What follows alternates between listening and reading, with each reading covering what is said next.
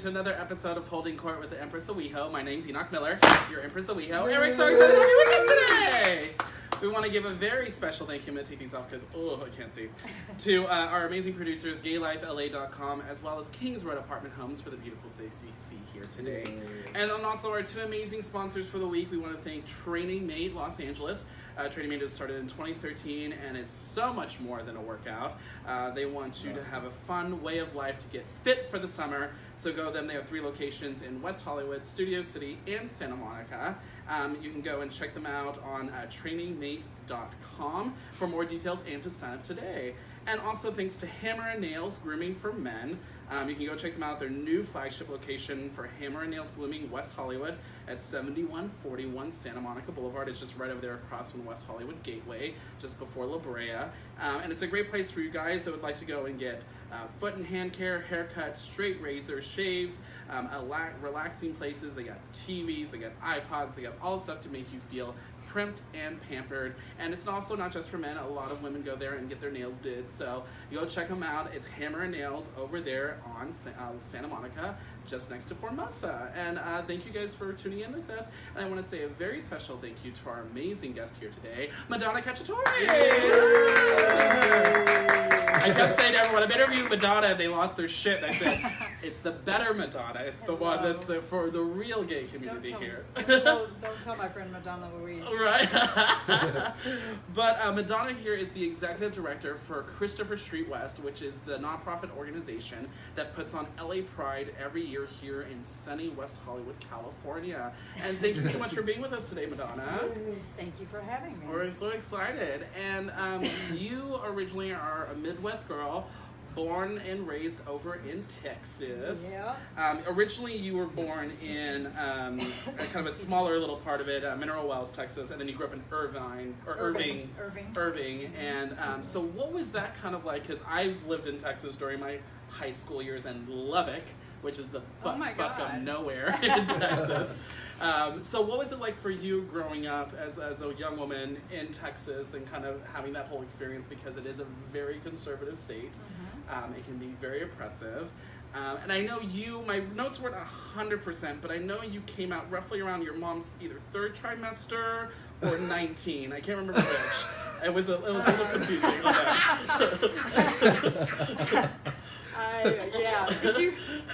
There are things you know. How you know. There's the internet, ladies and gentlemen. It is everything. I was Caesarean. Oh.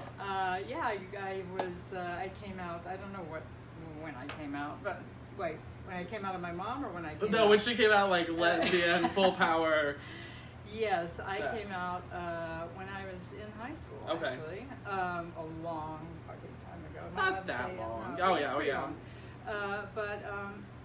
I grew up in Irving, Texas, but my mom and dad met in Mineral Wells, Texas. Oh, that's cute. And my grandfather, my little Italian grandfather on my mom's side, because her side of the family ended up there. There was this pocket of Italians that ended up in Texas. Mineral Wells, interesting. Gerber, all of Palo Pinto County. And if my cousin Beth is out there, hey Beth. Hi. So that family ended up with my family. My grandfather on my mom's side had Dan's Venetian Club. Oh, wow. And they used to entertain all of the soldiers that were stationed in Fort Walter. Yes. And basically, so I grew up as a baby until about 4 years old. I was in dance halls with my parents, playing the accordion and drinking. I was drinking wine out of a bottle. I still do. They just took a little teat sucker on it, just tapped on the bottle, and she was ready to go. Yeah. So and then we ended up, when I was 4 years old, we moved to Irving, Texas.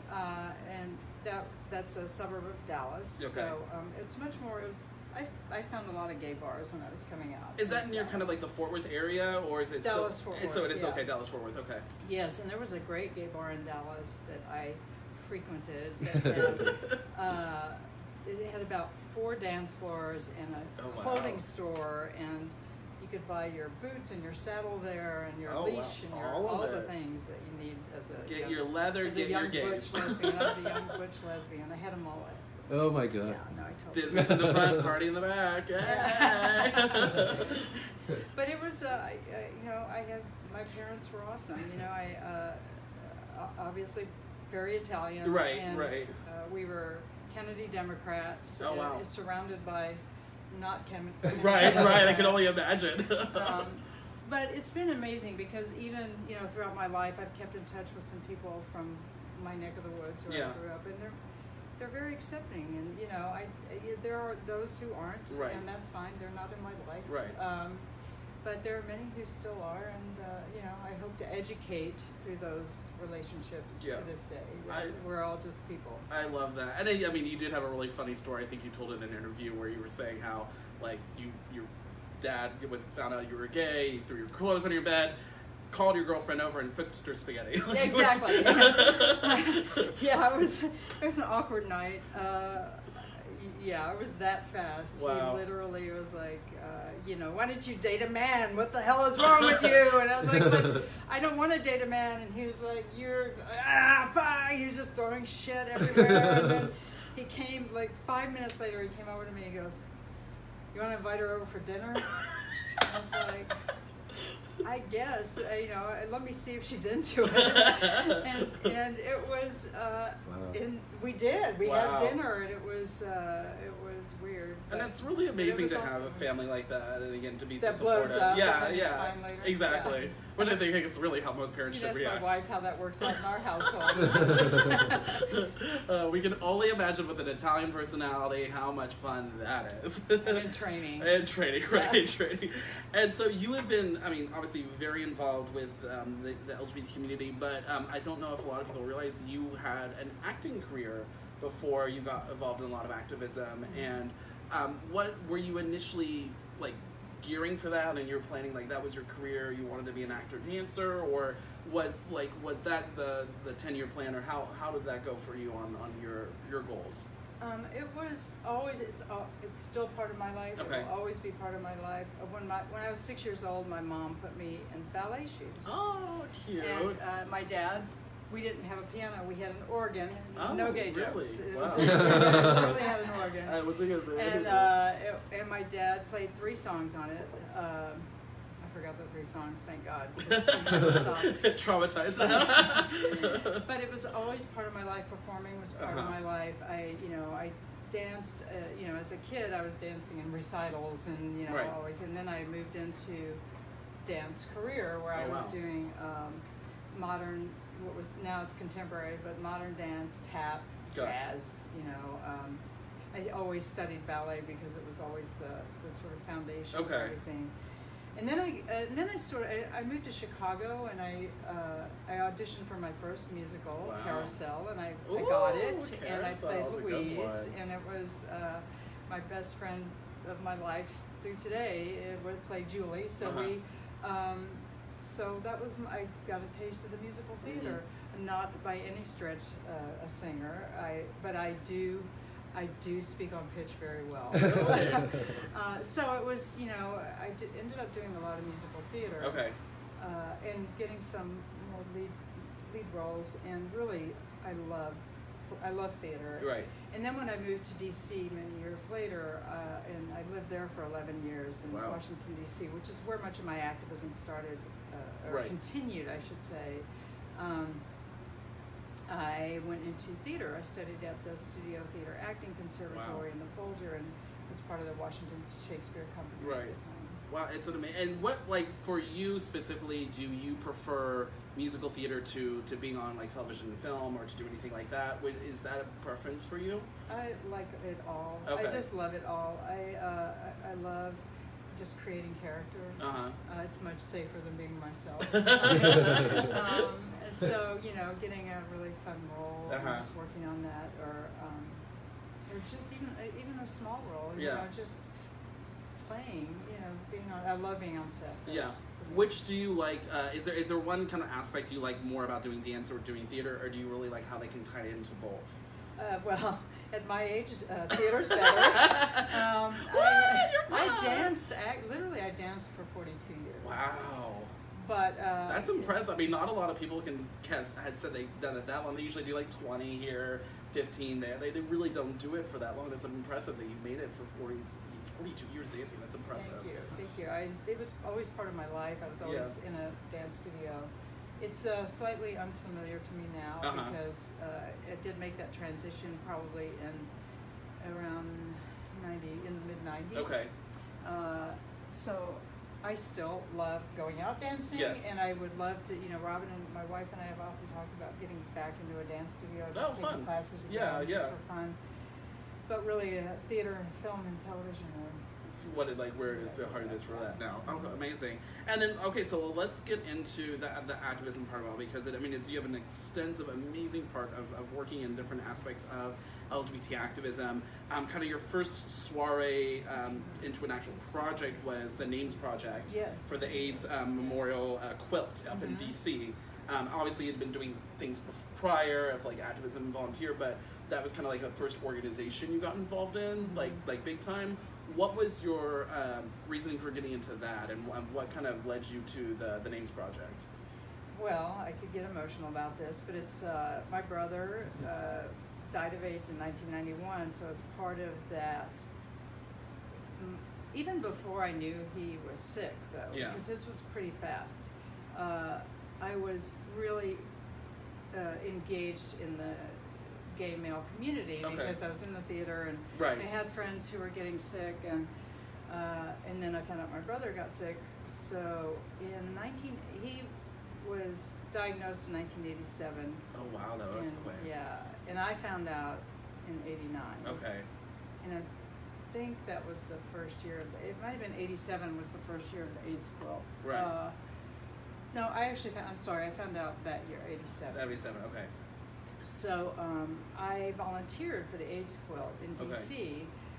The first year I went was in 1987, and it was like 2,000 panels. Wow. We were all, my brother's ex and I went together. My brother couldn't be there. For whatever reason.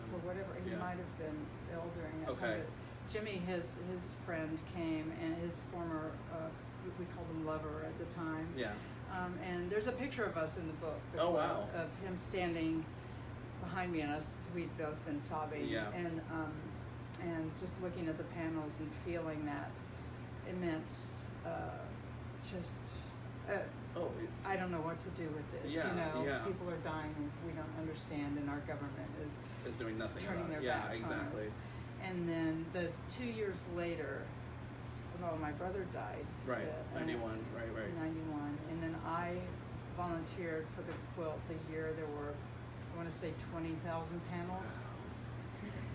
And it was during the Reagan years, I believe. Okay. And then I volunteered the last year when it was 45,000 panels on the Mall of Washington, D.C. Yes. So it grew from this little, all too big panel section in front of the Capitol building, all the way across to the Washington Monument. Wow. And the last time I was there, the Clintons were in office. Oh, okay.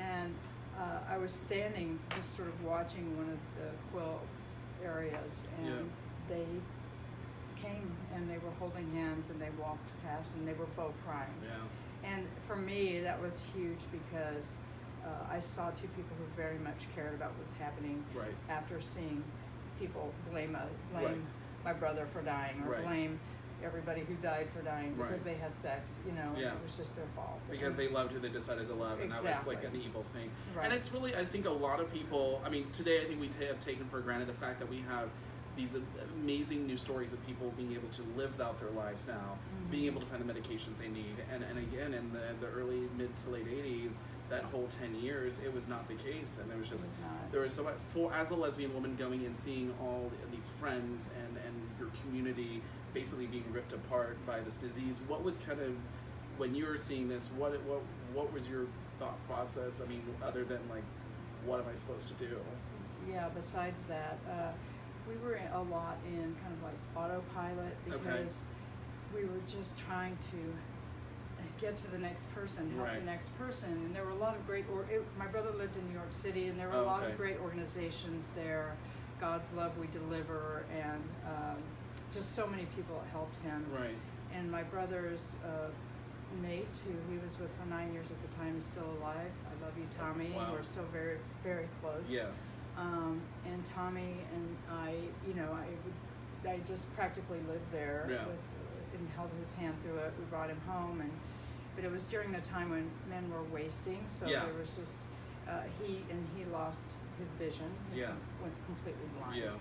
And but before even he got sick, we were burying other people and going to hospitals, and basically I remember going into St. Clair's Hospital at the time in New York and seeing one of his dear friends, many dancers. Jimmy Carr was one of the first that I actually sort of witnessed the whole process with. And it was indescribable. And I hope nobody ever has to experience. No, I agree, and I really appreciate things out there like, I mean, obviously the quilt, the Eats quilt, that helps us pay homage to the people we have lost through that, and pay our respects to people like that. And again, things like now that I'm really excited to see, like Pose coming out and really giving an insight into what that was like, and reminding us again, even though as far as we've come, there are still so many people still living with this disease. There are still so many people that don't always have access to this type of medication, and we still need to find ways to try and help those who can't help themselves and still be that person, like you said, just going in with someone, being a friend, or just being there for someone else. And there's so many things you don't think about, like they had pets, animals. So he's gonna scoop the litter box, and he's gonna take care of the dog out for a walk. No, that's very true. So there was a lot of, but the beautiful thing about that time was that people pulled together in a way that was unprecedented. We all took care of each other. And that's what, I feel is very important for us to continue to do as a community, because there are so many outside forces. Oh my gosh, totally. That we just really, need to take care of. And also a lot of the times, and just our own internal bickering of each other and like just nagging at each other all the time. It's like we need to let all those like insecurities within ourselves go away, band together with us to watch out for the outside trying to attack it. We already have our own bullshit. We don't need to add more. On. But so kind of like the next phase of this was 2006. You got involved with APLA, which is AIDS Project Los Angeles. Was an amazing organization that does so much great work with AIDS patients. But they do stuff not just for that. They do outside of that as well. Absolutely. They do healthcare. They do testing. They do tons of different amazing things. Obviously outside of HIV prevention, HIV care as well as that. What kind of obviously probably your brother being the inspiration getting into it, but what was kind of the how that got you involved? It actually didn't happen that way at all. Oh, I didn't know. I had no idea who I was going to meet with. Really? I had just moved to LA. I had done, my friends Richard and Brita they produce events all the time. I had sort of like freelanced event production. Okay. And so there was this ad, I don't remember where I saw it, but somebody needs help with their summer party, and it's an it's a gay summer party at the time, and so I was so I applied for it, and I walked in the doors, and it happened to be AIDS Project Los Angeles, which for me was the message of, oh my God, this is everything. I get to now give back to the people who gave to my brother and all of his friends. Although I'm in LA doing it, so that's fine. But I mean, it's still giving back. It still is, and it's still giving back to those people that again are affected in the exact same way, for sure with that. And it's really interesting because I mean, you were originally leaving from Seattle from a television show you had been on, The Fugitive, and got the bug to come out, the LA bug to come out to here. And so when switching from kind of this mental track of going now from obviously focusing on acting, dance, and all this stuff to nonprofit, was there like something in your head? Was it just the walking in through those doors where you're like, oh my gosh, this is where I need to be? Or what was that kind of like for you on kind of that mental switch from one to the other? Obviously, it's never left your heart for the acting and dancing, but I mean, that switch to now being pursuant of a nonprofit organization career. Yeah, I mean, it didn't actually, there was no sort of light bulb that went off or anything. It was just, I just continued to live my life. Got it. And what I had been doing as a volunteer, now I was a professional gay, which is kind of a cool thing. Being, it was a little bit, like I did not leave one thing and go to the other. I just I just started walking down this path. Got it. Okay. And this path for me is very, very important. It's Yes. incredible. It's in my Yes. soul. It's I have to do this. Yeah.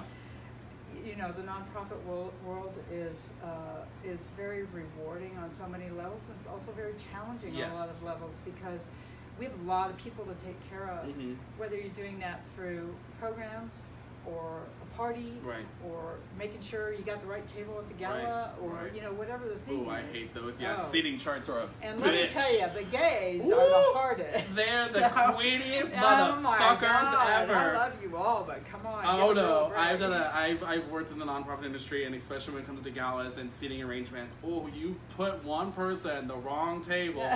Holy shit! You hear about it for the next year, and then they remind you the next year after That's that. right. Hey, remember where you put me? Don't do that Hey again. baby, how are you? Listen, about my table last year. But I wouldn't trade it for anything. Yeah. It's amazing. And so, you know, that work sort of evolved. Okay. I went to APLA Right. and was doing that, you know, producing basically events. Yeah. And I had a great woman who hired me there, Adrienne Levy. I love her too. She basically, like, it's her fault I'm in here. Thank you, Adrienne. We hit it off Yes. so hard, and then we just were like, this became my trajectory. Wow. And I've never looked back, actually, about that. Yeah, I mean, and you were part of another really amazing organization in 2012 for Los Angeles LGBT Center, which just celebrated their 50th year. Those are my people. I mean, Yeah. holy, and their new building that they just built, the Anita May Rosenstein. I got it. You got it. I got Campus. it. Woo! Campus, baby. But I mean, again, doing over 200 rooms for homeless elderly and youth.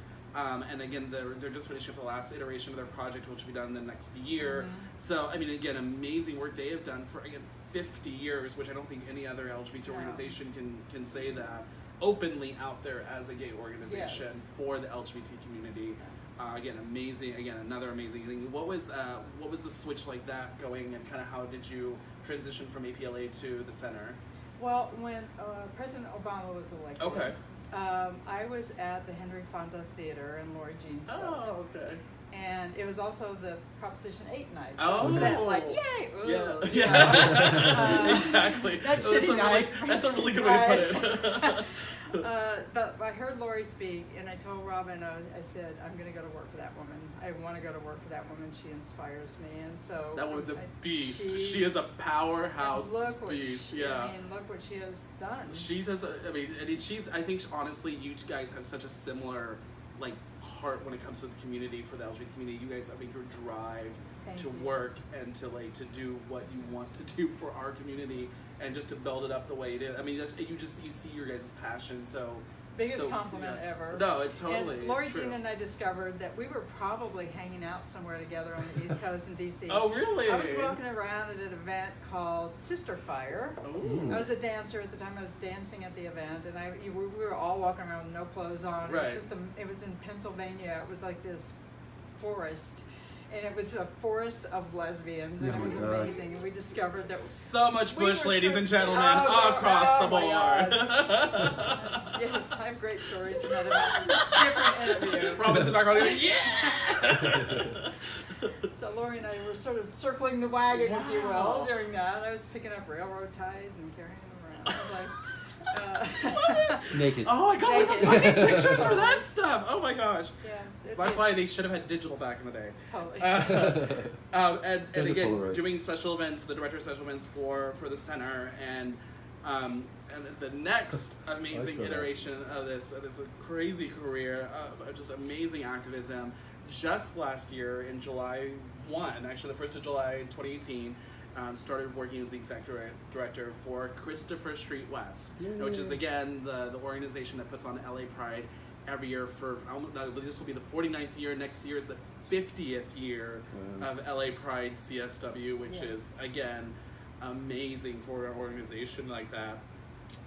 What was, I know that you kind of were kind of sought out a little bit from them. How did that kind of switch from, again, obviously the center's near and dear to your heart, Absolutely, but CSW, why CSW, and what really intrigued you about that position?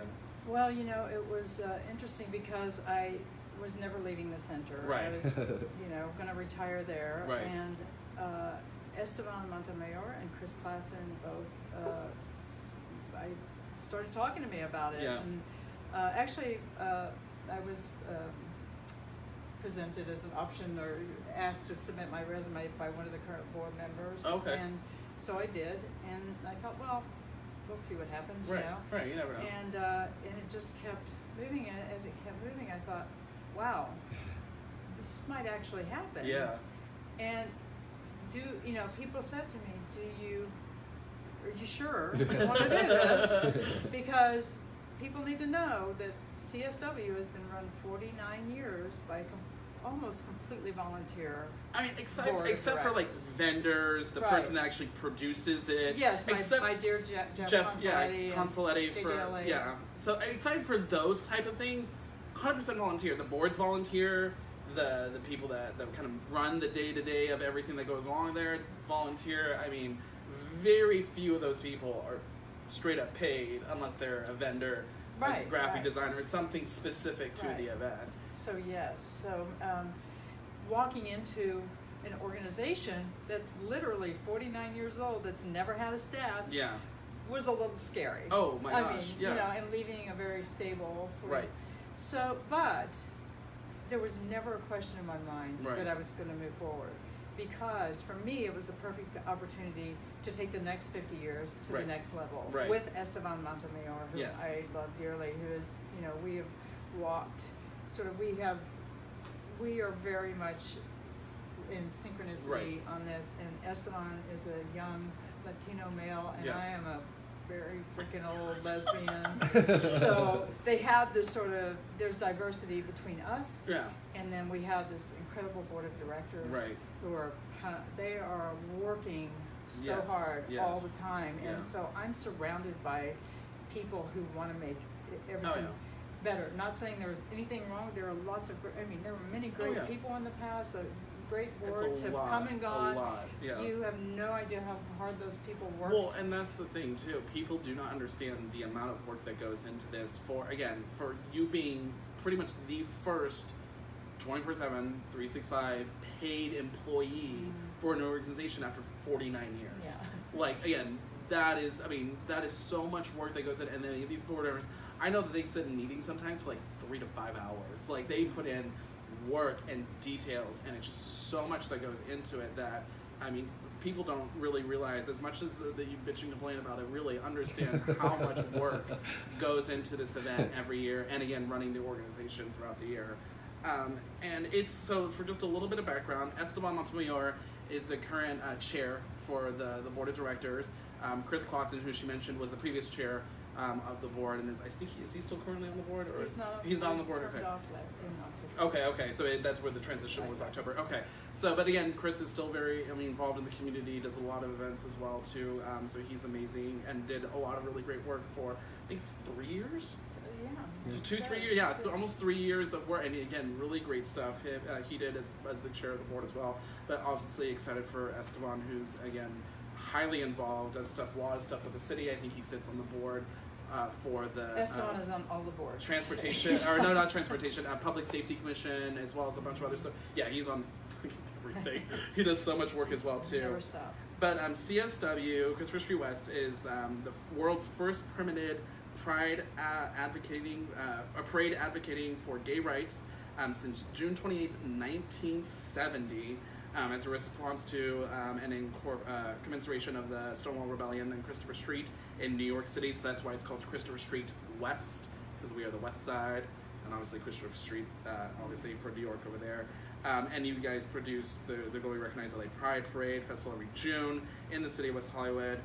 You also organize a number of events throughout the year for nonprofit, philanthropic, community, and corporate partners. And if you want to know a lot more, go to lapride.org for all that information. But we're going to get into the nitty-gritty of Pride and kind of what people can expect for this year's 2019 Pride, maybe a little sneak preview into 2020 for the 50th anniversary, and then just some other things you might not really realize what Pride does outside of just the festival and the parade for other organizations, other nonprofit groups, other special things they do, and really kind of give you guys an insight into this organization for an event. I mean, I am so happy to have been attending and be a part of for the last, I think for me, almost 7-8 years now being in Los Angeles.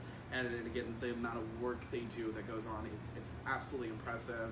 It is by no stretch of imagination easy at all, and there's a lot of moving parts with this that we really want to kind of give you guys a BTS look at this, so you kind of really know the amount of work that is put in and the love for our community that is put into this to make this event go on every year. So so first and foremost, what has your last year been like for you? We're coming up to June, so July will be your first year officially. At the end of that, what does this year so far look like for you being on staff and now working for CSW? Well, for me, as part of my history and background and all the things we just talked about, it's very important to me to listen to the community. I think for any pride, and we'll talk about this in a little bit, but I'm part of an interpride organization, listening is key. Yeah.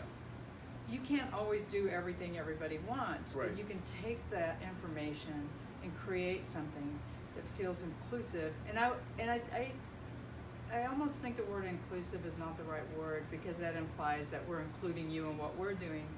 It's inclusive for all of us. So it's brave space. It's space for people to be who they are. Right. So what we've been, Esteban and I both have been, went on a listening tour. Right. I did a lot of, and Esteban has a full-time job, so I did a lot more listening than he did. That's funny, but women usually do. But it was amazing. And the very first person who had a complaint about the year before was really, the complaint was about things that happened that they didn't like. This was specifically from the disabled community. They didn't feel safe to come to the Pride. So the first person I met with was from the disabled community, and I just sat and had coffee with her and listened to what she had to say, and it was like, we don't feel safe to come. Mm-hmm.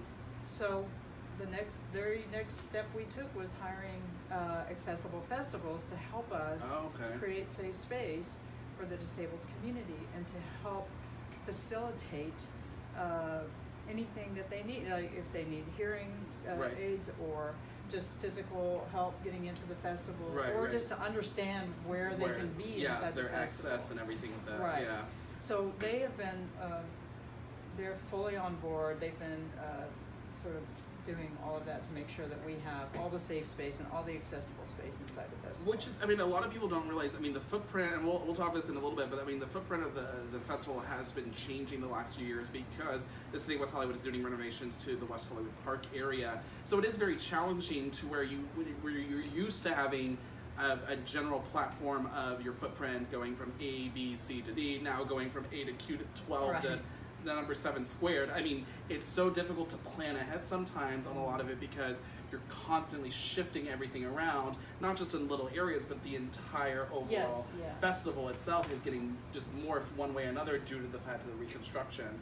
Mm-hmm. And I want to kind of get in this aspect of the different ways you guys kind of bring this level of inclusivity to the entire community, because, I mean, as the gay community, we're not just, I mean, different genders or identities or races or I mean, there's so many different facets to the community. It is so difficult to give everyone the space they need to be who they are, to be that. And it's very, I mean, it's like she was saying, as much as possible, they try to give an aspect of where you feel like you're included and welcomed and are there in a safe space, which is amazing. You're working with the disabled community on, again, finding a space with them. Mm-hmm. Another one that they've been doing for a few years now that's been really, I think, a good success with the Institute for Public Strategies is it's called Sizzle, mm-hmm. which is the sober area for LA Pride, is where you can go up and no, there's no alcohol there. It's a drug-free space. It is really promoting kind of sober lifestyle.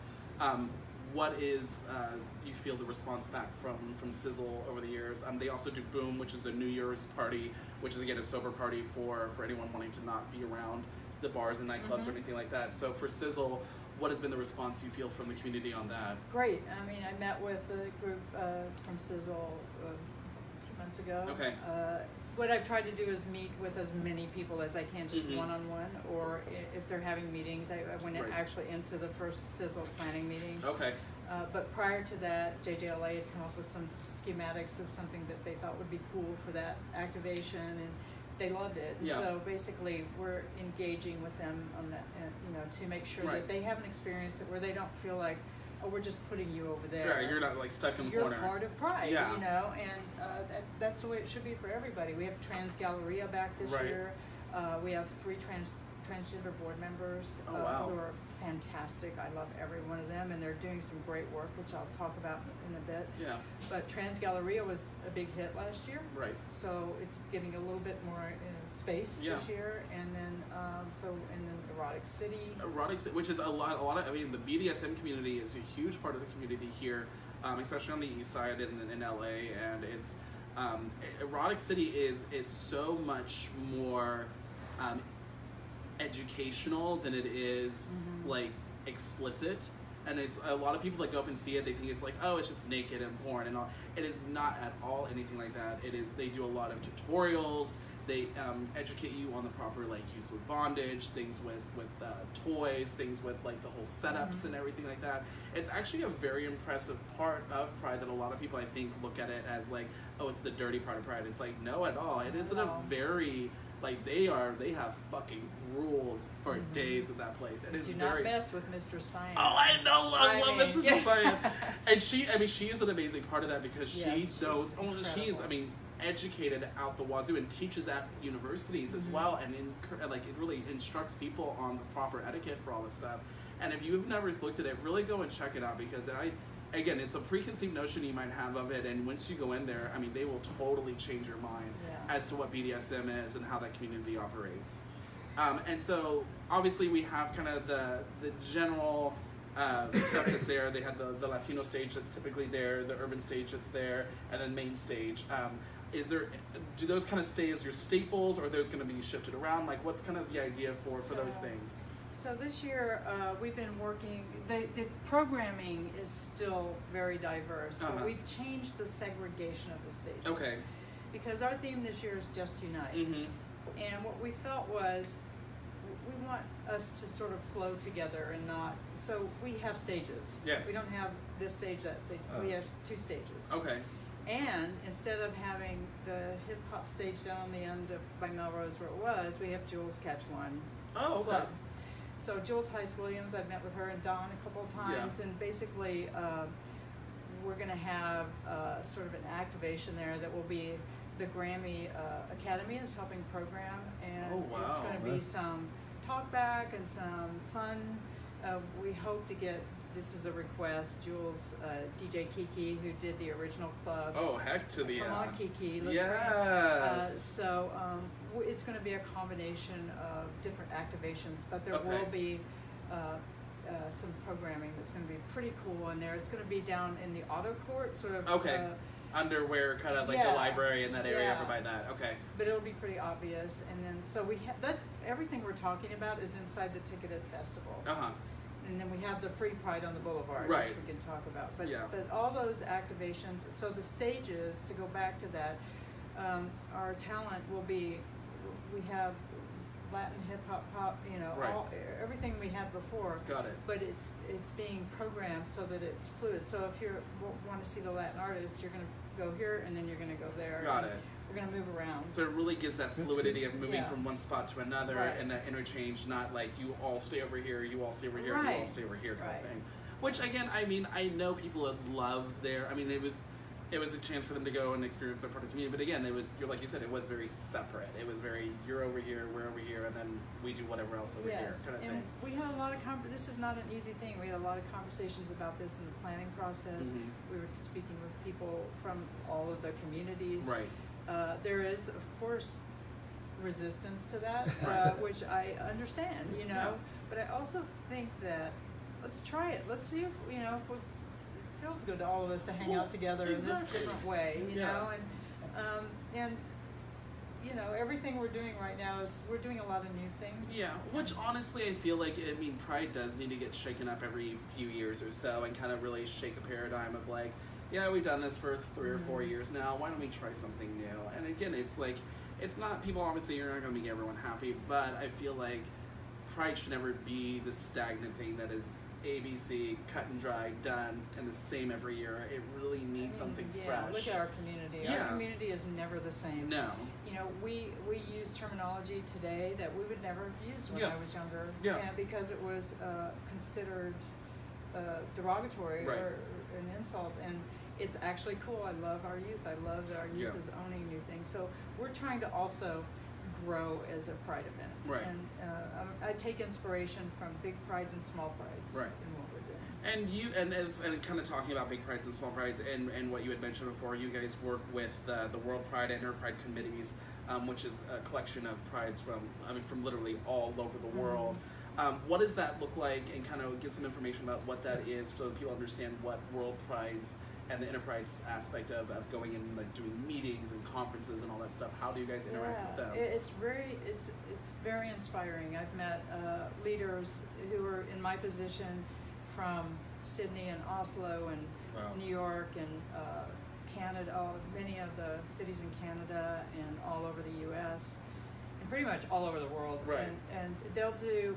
We have conferences about creating. And my friend in San Diego, Fernando. We have conferences about, we're not competitors. Right. We're actually have great city prides. Right. I'm not competing with downtown LA. I'm not competing with other prides. And I think that's the thing that we need to understand is that we're all doing amazing things because we create space for people to be who they are. And you can say, well, all you do is throw a party. Right. But think about where you come out. Think about where you feel safe to come out. Right. You feel safe to come out at Pride. Right. You can go to a gala or you can go to another thing, and you still might be not in that space. Right. But Pride is where you just rip it off, and you like let all the judgment and everything you felt in your life go, and you just be who you are. Right. Which actually happened to be our hashtag last year, was just be. Right. And we still carry that, and I feel like I learned from those prides, and I also learned by going to these conferences that we care very much about what each other are doing. Yeah. San Francisco, we're in touch with each other. Right. As a matter of fact, many of us are going to World Pride in New York this year. Oh, wow. I'm volunteering.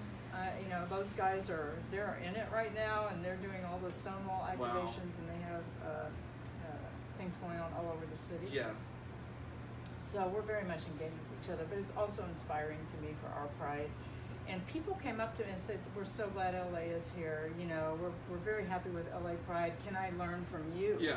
Because we've set a caliber of an event that people are very much know about. Oh, and for sure. are engaged. Well, and it's still, it's nice to hear the fact that it's that collaboration of you guys working together, sharing ideas, coming up with things to work and find ways how to make Pride better, again, around the world for each other. And it's this community of, again, inclusiveness with one another. And again, it's not LA's here, New York's there, SF's there, Sydney's there. It's not like we're just kind of all set in our own little worlds. It's we all work as one to again show what our community is about and celebrate our Pride. Why? Because obviously you said last year's theme was Just Be, and this year's is Just Unite. Why specifically Just Unite? Is it kind of in retaliation to the presidency and kind of that, or kind of, yeah. Okay, which I can see that. I'm not political. No, but I am saying that any forces outside that any forces that strive to do damage or hurt people or allow people to be murdered and not and not take a stand against it, that's not acceptable. Right. And so we feel that our community now has an opportunity, and I see it happening a lot, that people are doing this, Yes. to come together in a way. When we were talking about the AIDS crisis, that was for a different reason. There's a virus trying to attack us from the outside, Exactly. and I feel like we have an opportunity to take to live through this, to stand together and to be together. That when I went to the conference in Saskatoon, Canada, which is where it was. Saskatoon. I love it. Every workshop was blessed by a tribal elder. Oh, interesting. From the Two Spirits community. And I was very moved by that. And one of the workshops I took, there was a tribal elder who said, I don't need to be in your canoe, you don't need to be in my canoe, but we're going down the river together. And I don't pretend to know your pain, but I can be sympathetic to your pain. Got it. And I can help you get through something. And I feel like that's what we're trying to do with Pride.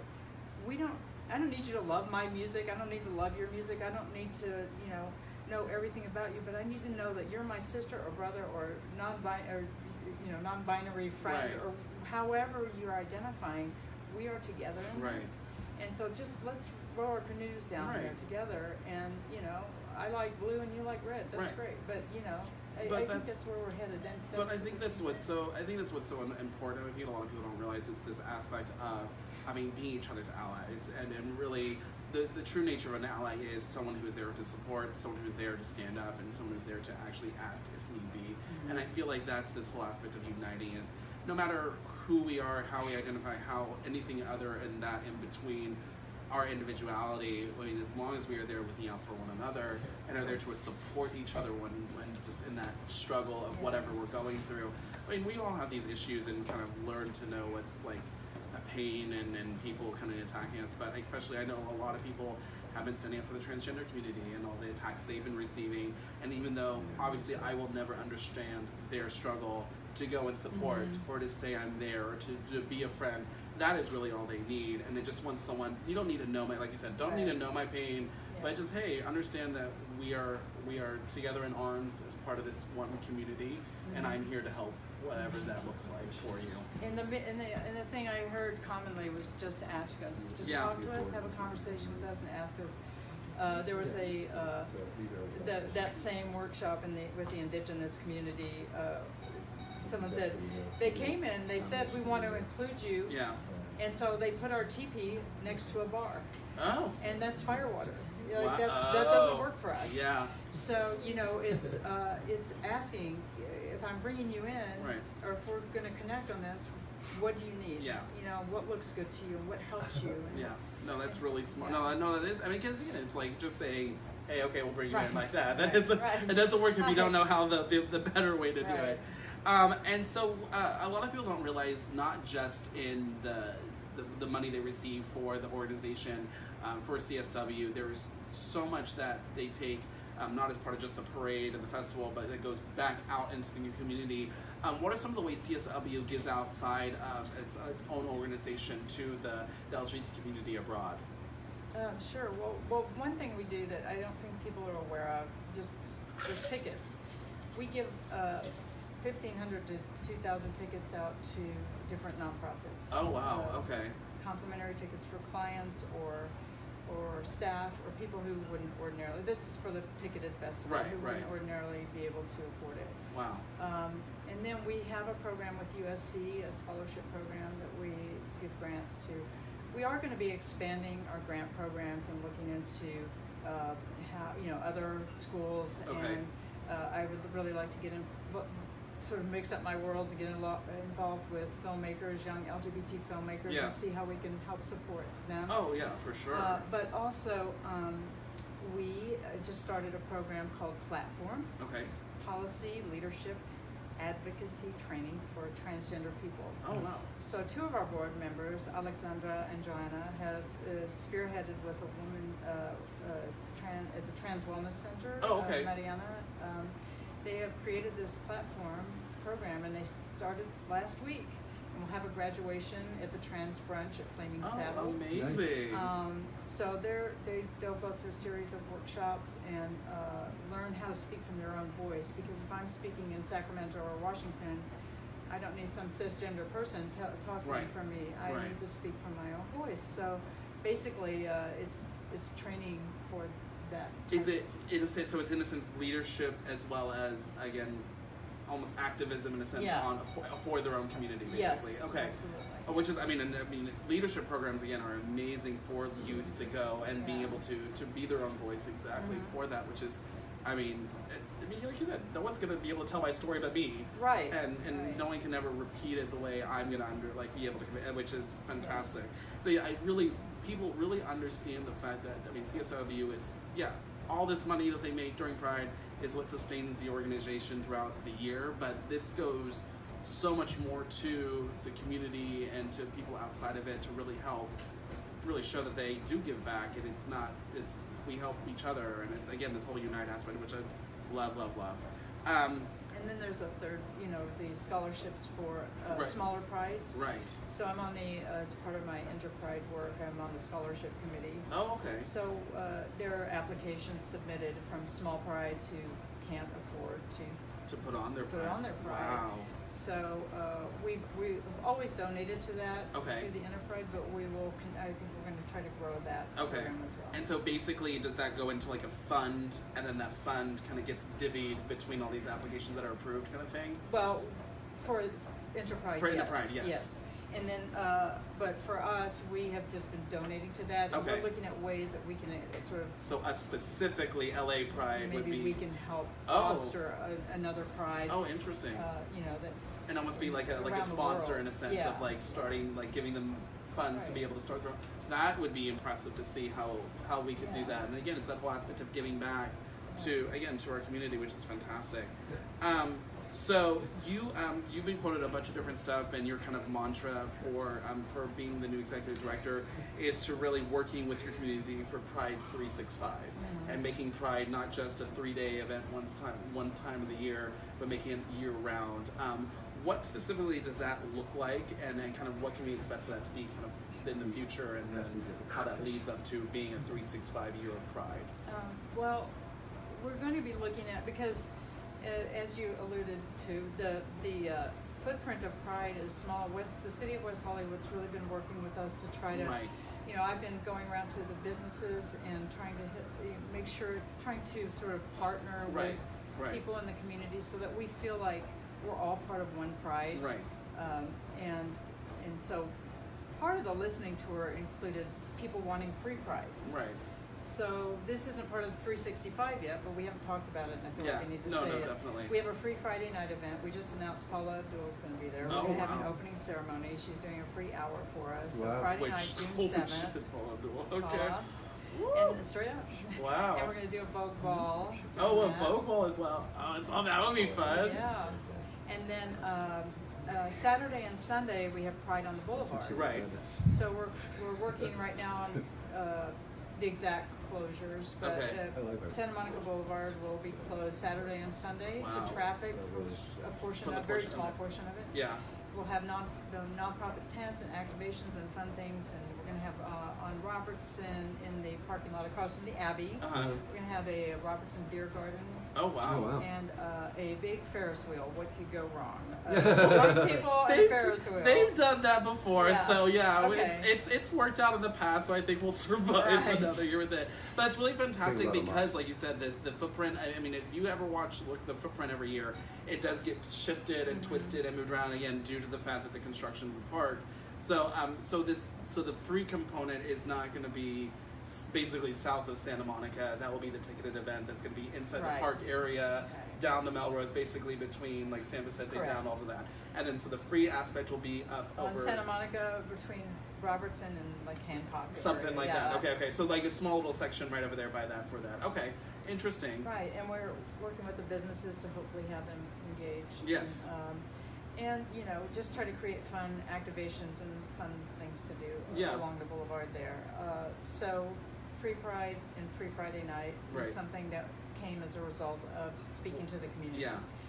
And then 365, we're looking at some, we want to do some sort of gala for our 50th. Okay. It probably won't be one of those seated dinner galas. It'll probably be something More like a open reception like a kind of big thing. fun party. Gotcha. A coming out party or something like Ooh, that. I love that. So, and then for the 50th, we have a committee already sort of planning what that's going to look Right. like, and events throughout the year. Okay. That will take the pressure. Anyway, obviously, June is Pride Month. We're Right. always going to have big Pride. Right. But we also want to have other events and fun things for people to do that speak directly to them. Yeah. So that, if we do want to have Latin night, or we do want to have, a specific transgender event, or, that's where we could go. We're going to do this to raise money for this. Right. So that's what we're looking at, 365 and a sort of a 5-year strategy for that. Gotcha. And the 50th, we're trying to blow everything out. We're also looking at, during the month of June, what we can do all over the city. Right. Whether it's we'll stay in West Hollywood and do that, and also like expand to Los Angeles and do. Right. Because it is, honestly, it is LA Pride. The city is. does their own One City, One Pride. That is a month long of activities and events that they have planned. So I can see, obviously, it going outside of that, because, LA obviously is bigger than West Hollywood here. But I do love the fact that, 3-6 Pride honestly gives you the opportunity to have a lot of the people that don't feel they're necessarily having their own specific event during the main festival. Maybe they have something throughout the rest of the year that is Pride sponsored, but it is still a way for them to celebrate their identity, their community, their whatever aspect of that might be. So, which again, it gives you guys the opportunity to feel like you are including everyone, but obviously giving you more time to do it in a bigger space, which is great. Yeah, for sure. Is there anything we can really expect from LA Pride coming up? Obviously, 20th is right around the 2020 is right around the corner for the 50th.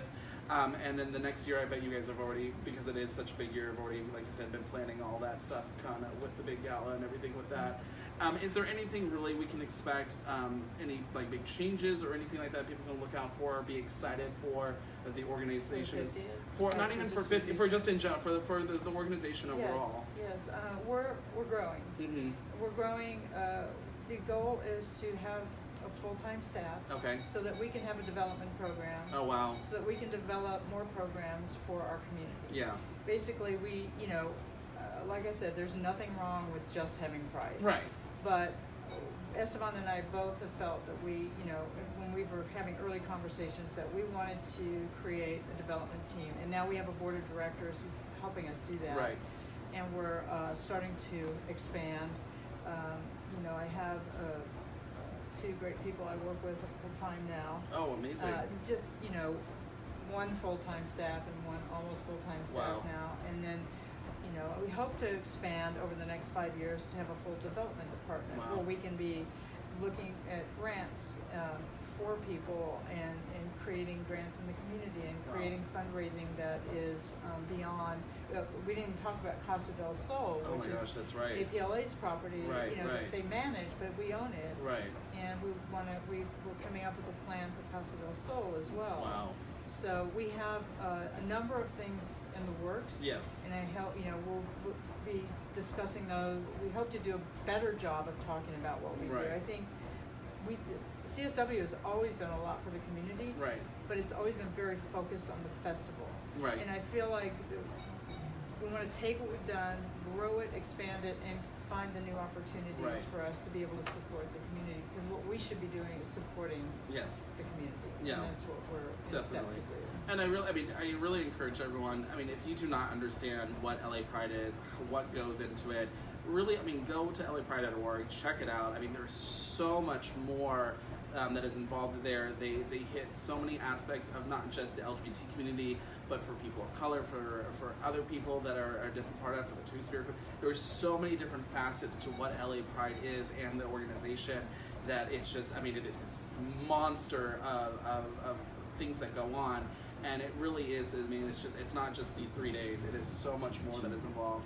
I am so excited to see what the future holds for CSW, and again, having staff being able to that, taking the pressure off the board, and being able to have people dedicated 24/7. Well, not 24/7. She's got to sleep. But I do like weekends. But yeah, right. but having people there. Every day being able to dedicate it, and not having a second job, not having to go and run away to somewhere else that they're already committed to on the board's end. But yeah, I'm so excited to see what the future holds.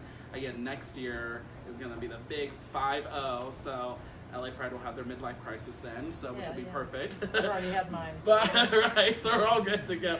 But really so excited for that, Madonna. Thank you so much for speaking with us today and really showing us the insight to what really LA Pride is all about and the organization for CSW, and really giving us a little tour as to who you are and all your goings on. So thank you so much. Can I say one more thing? Yes, of course. Go on the website because we have Dodger Night, Universal, we have the Trans Brunch. There's so many events coming up. Just go on the website. Yeah, go on the website, purchase your tickets, get your tickets now. And or reserve the reserved, or you can buy them now. You can buy them now. You can buy now, yeah. And box, just so you know, we've worked on the problems that we had last year at box office, so we've got some things worked out for that. So perfect. So buy your tickets today because honestly they are cheaper if you get them now than obviously at the door. But there is still the aspect if you cannot afford the main ticket event, there is still free Pride that's going to be on the Santa Monica Boulevard that you can still check out and find out ways to get involved. They are always looking for volunteers, so maybe you could go and volunteer in Pride, get them free. There's also that. So give back to your community because they give a hell of a lot for us. So thank you guys so much. Again, an amazing thank you to GayLifeLA and Kings Road Apartment Homes and our amazing sponsors, Training Mate, as well as Hammer and Nails Men's Grooming Salon. So we'll check you guys out next week. Thanks again. Bye. Bye.